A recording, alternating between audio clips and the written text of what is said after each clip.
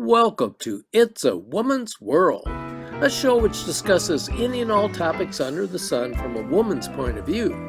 Here's today's moderator, Jamela Pettiford. Greetings and welcome to It's a Woman's World. I will be your host, Jamela Pettiford, and I'm accompanied by these beautiful women. Let's start with you, Gloria Van Dimmeltraat. Welcome. Thank you so much, Jamila. I'm very happy to be here today. Yes, and thanks for being with us again. We have a great guest, yes, I know. Yes, we do. Hello, Miss Susan Strauss. Hello, Jamela. Yes, welcome back. Yes, welcome back. It's so good to be here, and I'm just glad I haven't seen you for a while, and your delightful mom, of course. Oh, my goodness, Yes, Mom Candy Pettiford. Yes, I'm glad to be here. So glad to be here. Yes, and we have an exciting topic that we are going to be talking to you about today, that Candy Pettiford is writing a book, and it's called How to Be Ready as You Prepare to Be Released from Prison. And as we know, Wow. this is such a pressing topic at this time. Released from prison. Released from Wow. prison. Tell us a little bit about that, how did you Yes. come up with this book? I came up with that because it seems to be a revolving door. You know, they leave prison, and then for some reason, something happens, and they're back again in prison. Right. They're so used to being told what to do, get up, eat, sleep, go to the bathroom, whatever. And so I thought, how do you prepare yourself to be released from prison? And so I thought, there's so many different things that are going on that have kept you in prison or brought you back. So that's basically why I wrote the book. So you're noticing that a lot of folks are institutionalized and have picked up on some of the behaviors, and the recidivism is continuing to happen. It's like a victim mode.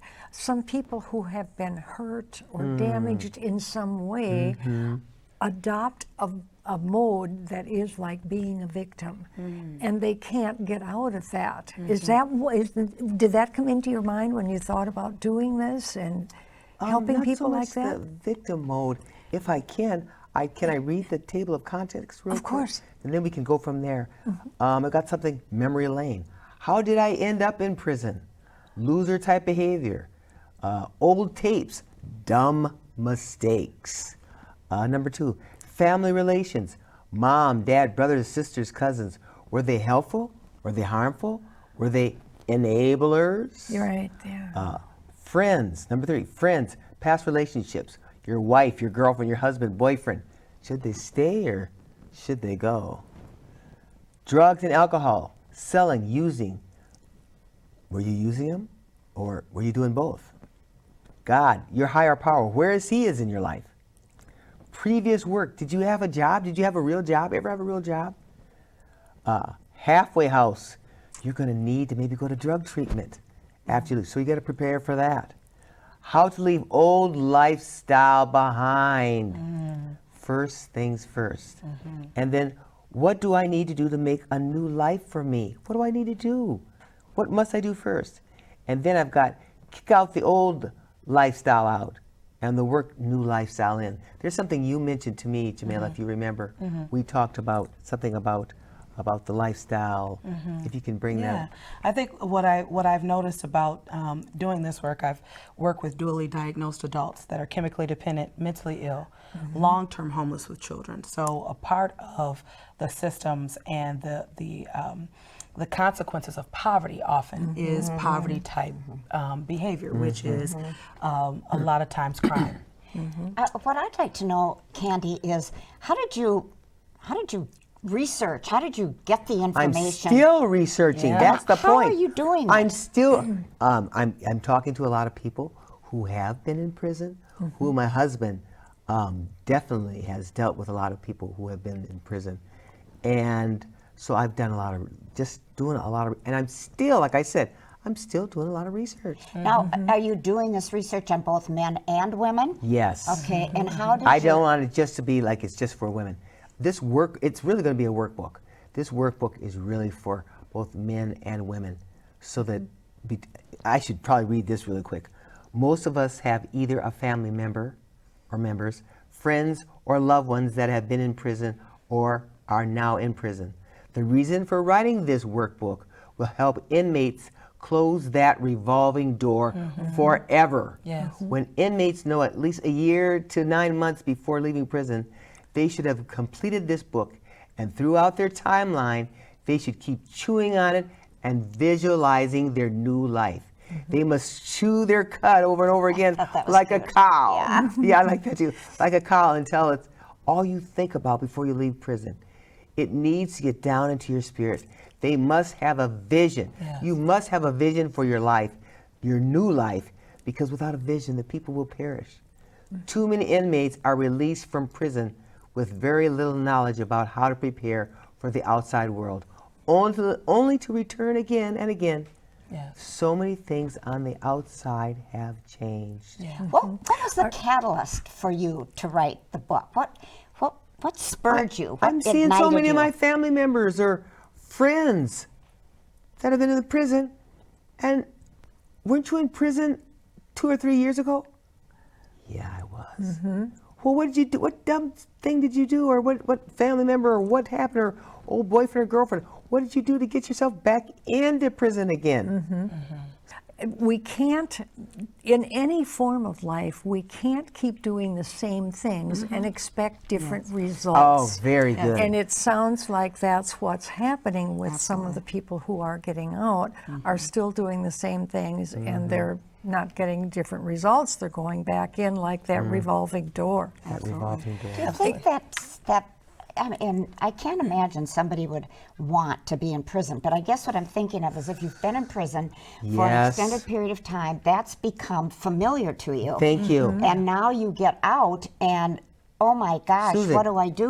When do I eat? Yes. When do I wash up and take a shower? I've been told that. Yes, and When so do you maybe there's a give it to me? familiarity to say, at least there, I know what's going to happen to me, and I'm safe. Maybe I've heard stories about not being let's not say safe. We're not going to say safe. But at least they're safe in that they know what their routine is. They Right, know the the drill people. is right.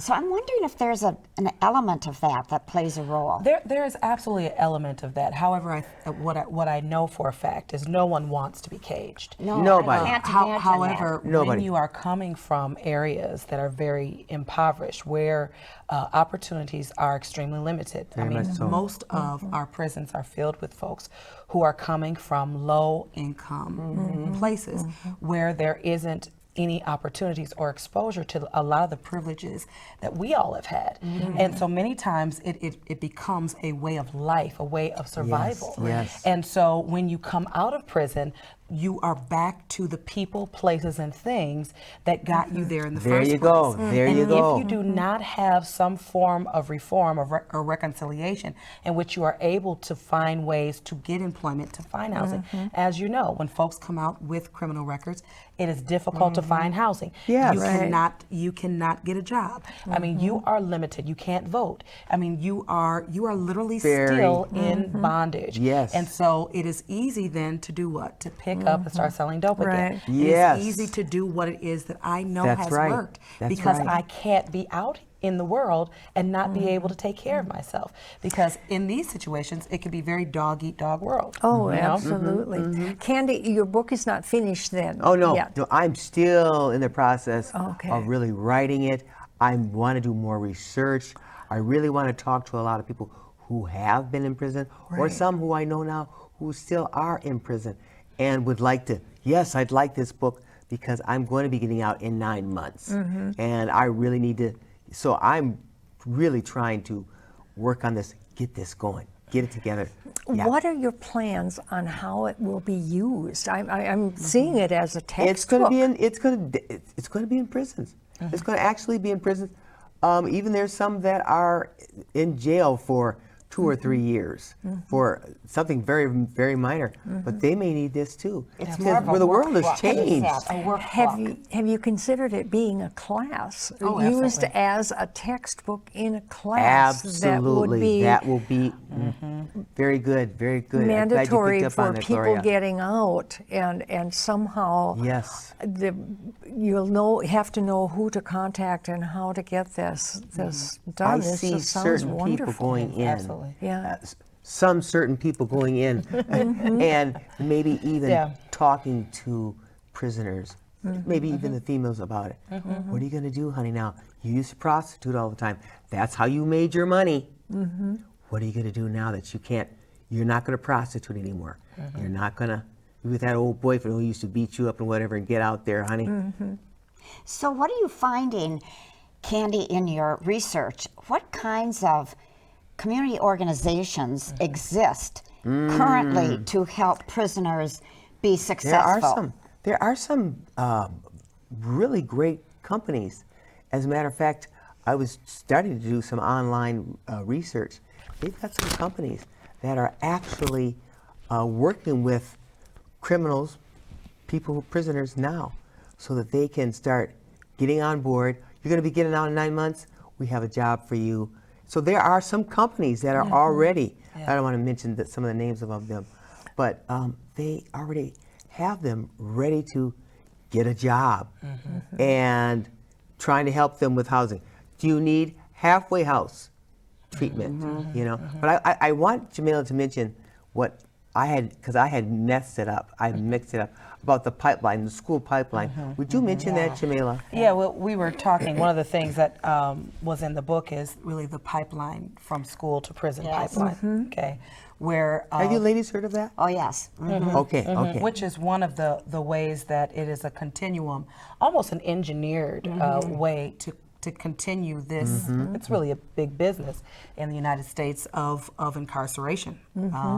And at third grade in low-income schools, they use the third grade reading levels and reading scores to project out how many prisons they'll need. Isn't that something? Because there's a direct correlation between, Isn't that something? There's a direct correlation. Who's the they? The they is the prison system. So the Department of Corrections, they have folks that do statistics, and within these statistics, this is a system in which we need to project how many, how we're going to continue this system. It's a business, just like anything else. Business. It's so a when business.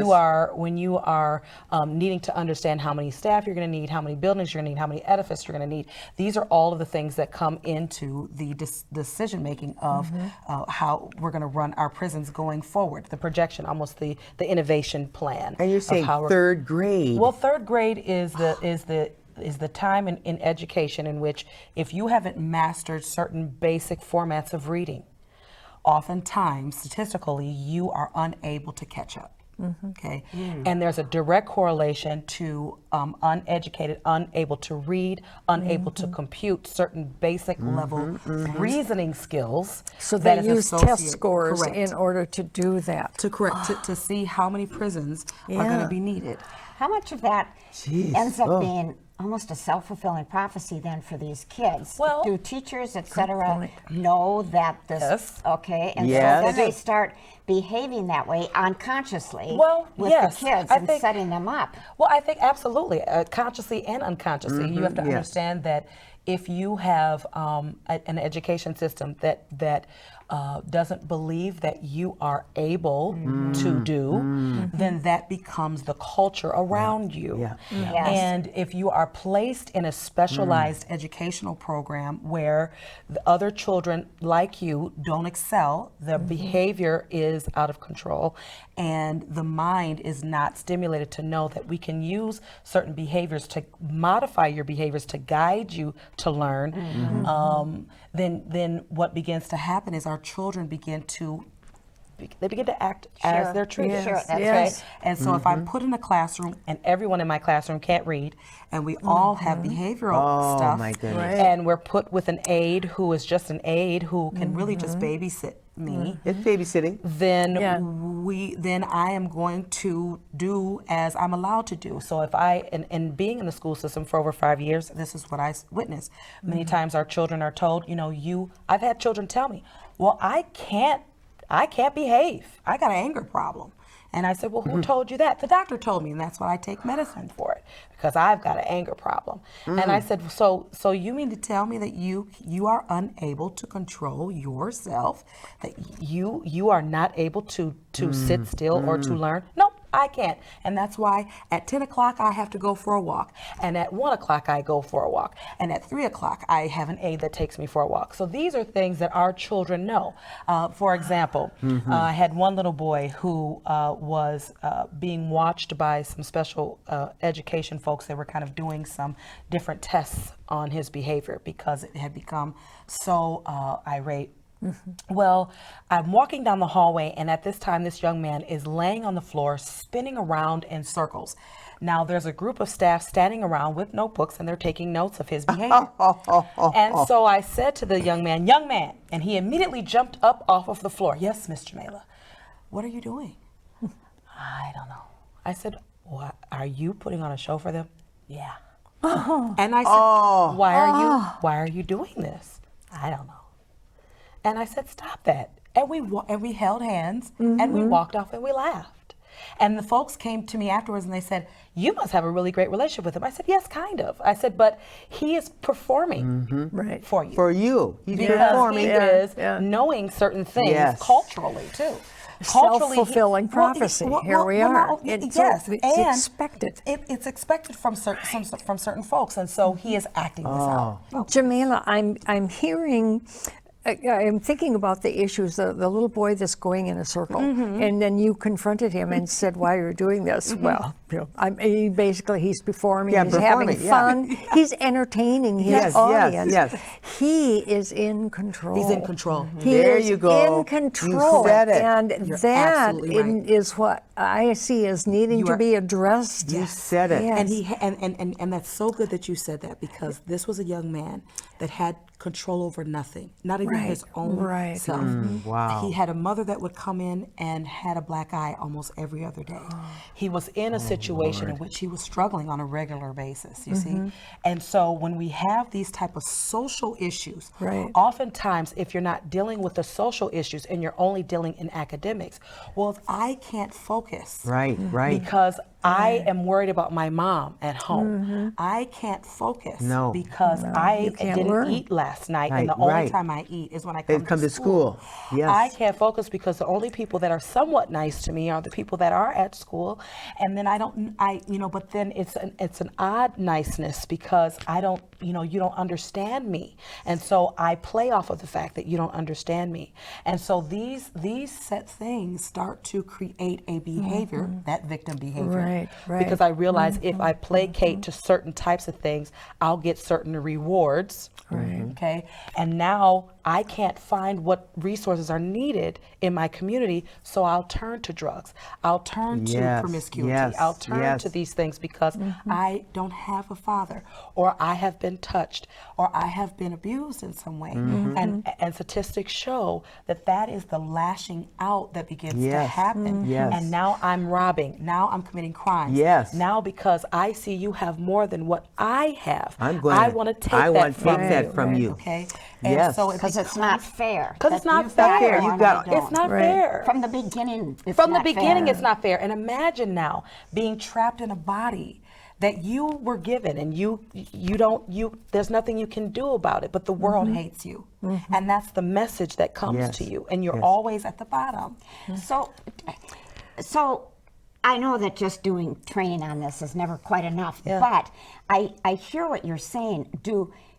In your experience then, have the schools had you or others explain this and then show how this leads to this? To the pipeline of, And I know a training doesn't change behavior. But has it been a catalyst to get people to talk about it and think about it? And have you seen any positive change in what you're describing? Absolutely. I think when we all get on board and we start to realize that this is a socialized culture, and we understand that this is trauma, historical trauma from 1619, being played out now, and people don't get that. No, they don't. I shouldn't say people. Well, folks don't get it. Well, folks don't get.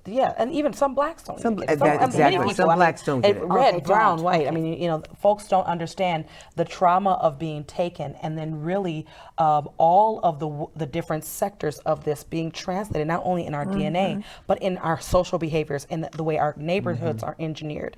This is all a big conglomerate. So it's bigger than all of us. And sometimes people check out. Even educators, even people who do this work every day are burnt out and check out because it's so big, right?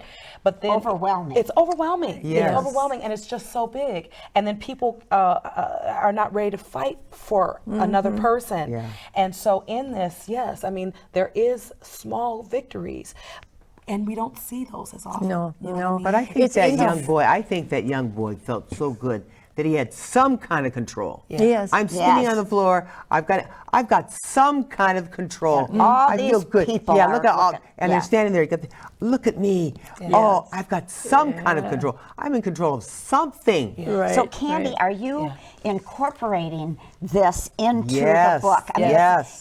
It's a fabric The of pipeline, of yes. a systemic oppression. Correct. Yes. And I think and as we wrap up, I think one of the things that this book is so good, and I like that you guys brought up about, what is the benefit and how can we bring about some more good resources and things. This book can also be a precursor for what it looks like and how Right. difficult it is if you make this decision Yes. to go this way.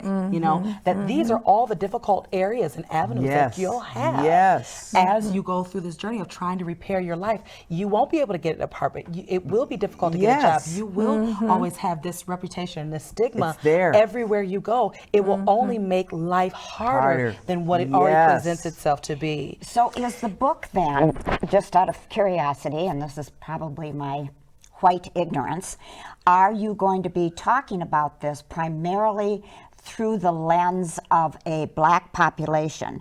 Or will you be talking about it in terms of whites that are prisoners as well, I'm going or to browns, try to do the or whole gamut. indigenous? I want the whole gamut in Okay. there. Yeah. I don't want to be just black. Yeah. I want the whole gamut Yeah. in Okay. there. Yes. Yeah. Oh, yes. But it's Speak to that, different. Jamila. It's, Yes. but Yeah. I know Yeah. that I remember one of the classes I took for my doctorate. We were comparing race with poverty and reading a book, and it really became much more about poverty than it was about race. Yes. Yes, and that's yes. what because we know as we close, we know that these are systemic things that bring Yes. about consequences and systems out of who we are, and so that's how this comes together. Wow. Candy, you're describing the table of contents of Yes, the book right. was excellent, and we've really gone through the gamut of so many inherent problems Yes. in our society.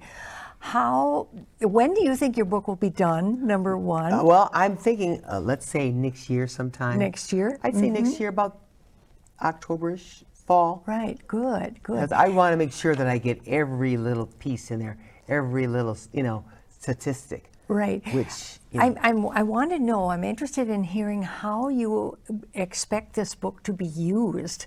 It sounds like an amazing resource that needs to be Yes. shared in our prisons, but also in places like halfway houses. Yes. You talked about a chapter about halfway houses. There is a chapter Tell in there us, about please, how you... halfway house drug treatment. Yes. We're gonna need, and this book could be also good in halfway houses. Yes. In Yes, drug treatment. yes. To start talking about that. So that they don't go back to that revolving door. Maybe they might be thinking about that. Because as I mentioned with Jamela, she was saying, I can't get a job, I can't get housing. So what do I do? So maybe in the drug treatment, they can talk about a little bit more about this. That's right. What about probation officers and parole officers? Yes, that's exactly right. That's exactly Have you right. researched what does go on, what kind of education or preparation for real life they get in halfway houses? I haven't done that yet, but that is on.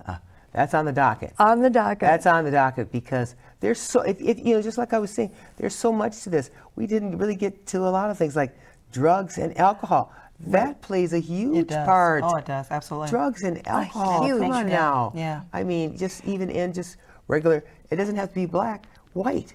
I mean. Oh, yes. Drugs and alcohol has played a big part in just regular life. Just what do you do when your dad, excuse me, is a drug addict?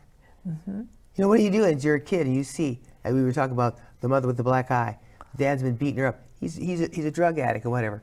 So the child or the person now who's grown, who's gone to prison, that's all he knows. Yes. Drugs and That's alcohol. right. And violence. And violence. And that is not restricted to black people. That's Thank you very much. That is everyone. every Thank you very much. person. That's exactly right. So it sounds like it's going to be really dealing with the transforming of the mind. And Yes, that's exactly Which right. can't happen in isolation because you need all those supporting structures. All, yes, all, and just what you mentioned, like probation officers, all of that. Yes, police officers, the whole, yes.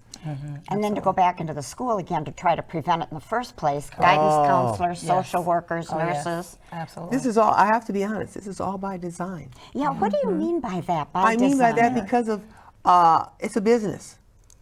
It's a business. I'll keep these, if I can keep this pipeline open, I've got this business sewed up. I'm going to always have someone in prison. I'm going to have enough in prison, so I'll have maybe more prisons. So it's by design. By It's all whom? about money. By whom? By whom? Yeah, when by design, Culture. by whom? What else do we say? By culture, by just life in itself with, Right. with young people. It's all about money. It's all did you about say money. that right? Yes. It's about money. Yes. And that's what I yes. was wondering, by design, who's going to benefit financially Right. from this? Well, there was one gentleman who was on the administration. We won't mention the administration. He owns quite a few prisons. Yeah. And he really made it so that I want to make sure my prisons are full. Yeah. Yeah. That's Which is, money. Yeah, which is Yes, a lot it of the is. contracts that are with the states is that if the prisons are not full, that they have to offset the And finances. Exactly. so many people are trying, and this is what you're doing here is Yes. so beneficial. Oh. It really is. My former son-in-law, who has passed away so sadly, was a counselor in a prison, and he worked with alcoholics and drug addicts there, and how they were going to use, how they're going to stop from using when they got out of prison, and it was just amazing. And those are people that you need to reach. I think. Gloria, you were with holding this. back on us. You weren't going to say anything about that, were you? Oh my goodness! You had you had son-in-law. Yes, yes. My daughter's my husband goodness. was for years a counselor in a Yes. prison, and he had. When he died, I mean, I don't know if this is even appropriate to say, but when he died at his funeral, there were these three men who came in just kind of dragging, and they introduced himself to my daughter and said, "We're Steve's drunks." Oh, we're Steve's drunk. Yes, yes, yes. Who We're he Steve's helped? drunks that he helped, and they were crying. They my. missed him so that gives me desperately. goosebumps. Oh, that. Because you know Oh. what? So as we know that the book will be coming soon, and we'll be looking for it, and we'll have to definitely have her back. Is that right? Absolutely. Yes, Yes, absolutely. yes. And I want to thank everyone for being here today. We could go on and on and on, but we will end here. And we want to thank you for coming and being with us today on this segment of It's a Woman's World.